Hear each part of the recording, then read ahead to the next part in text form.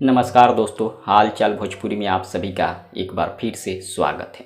दोस्तों, पहले बहुत सारे लोग अपने भाषा के फिल्मों में काम करते थे और आगे सोचते थे कि आगे हम बॉलीवुड फिल्मों में काम करेंगे।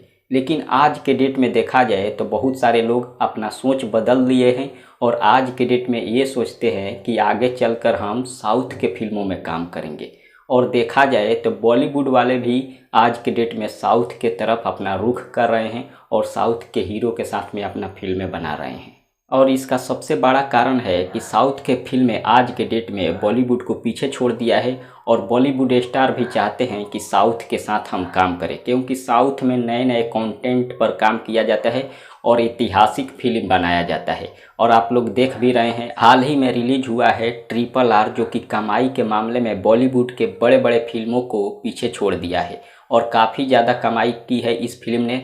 मात्र 15 दिन में 1200 करोड़ का कमाई करके सभी को चौंका दिया है। लेकिन मैं इस न्यूज़ को बनाने वाला नहीं था, क्योंकि मैं केवल खेसारी जी का न्यूज़ बनाता हूं, लेकिन सोचा कि आज कुछ हट के बनाते हैं। फिलहाल ये वीडियो कैसा लगा कमेंट करके ज़रूर बताइए। मिलते हैं अगले वीडियो में। धन्यवाद।